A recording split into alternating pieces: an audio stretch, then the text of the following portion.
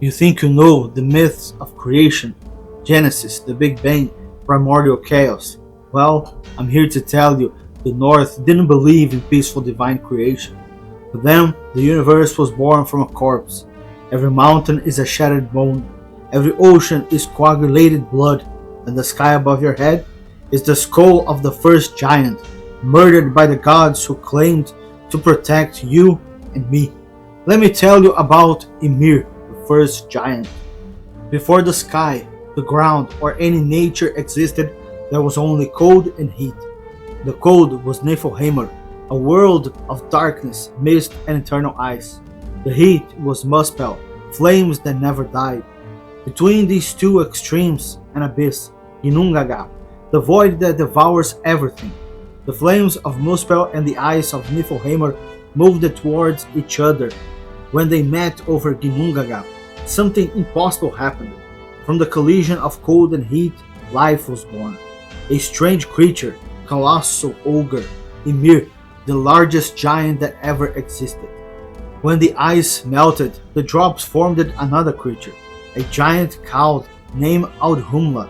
From her enormous teats, snowy milk flowed like a raging river. That is how Ymir found sustenance. But Ymir was hermaphroditic and had children with himself. While sleeping, he began to sweat. From his left armpit, a male and a female emerged. Then Ymir joined his 2 feet and gave birth to a son with 6 heads.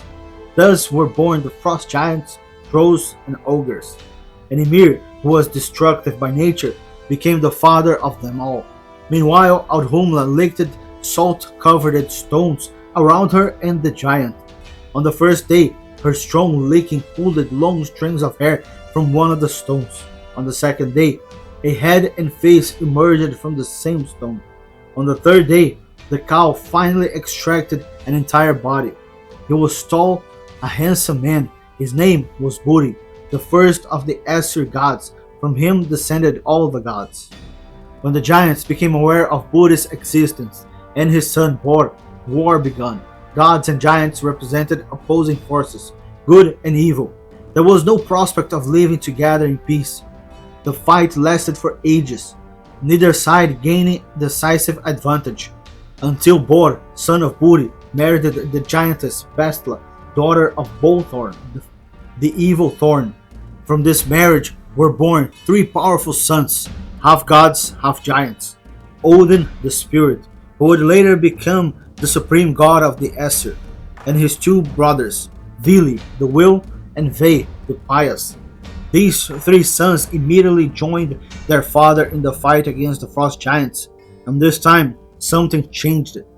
A fierce battle was fought. Odin and his brothers emerged victorious. The gods killed Ymir, and the blood that poured from the wound was so much that almost all the frost giants drowned in the current. Entire generations disappeared under waves of blood.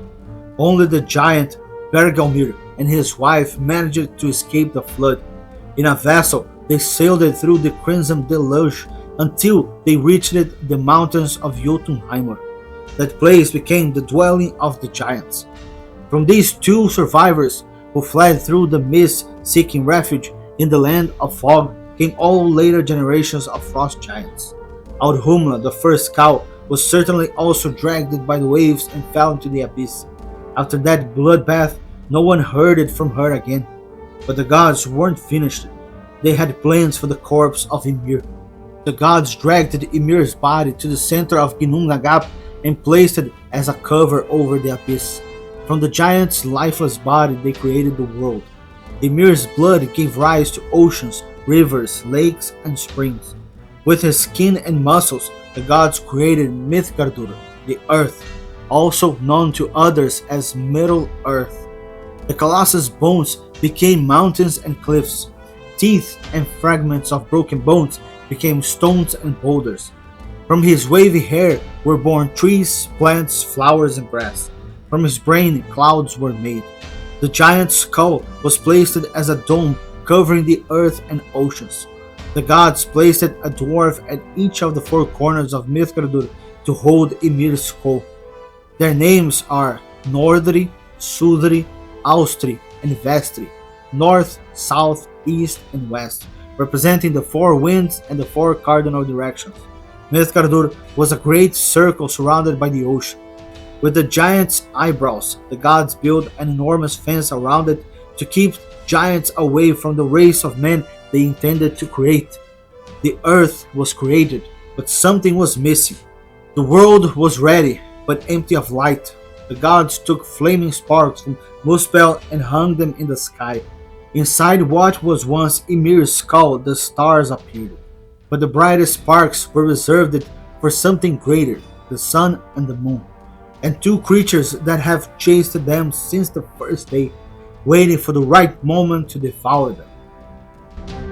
I am Leonard MacLeod from the Clan MacLeod, and long ago I was known as Aspen, the first man created by the gods of the north themselves. And so another saga ends. But before you go, if you're not part of the clan yet, subscribe to be part of the Clan MacLeod. Also, destroy the like button to spread these tales across the 9 realms and beyond, and hit the bell icon to be summoned for other sagas. And follow me on my social medias so you'll be updated for the new sagas that will be coming to the channel. And until the next one, may the gods of old guide you in your path.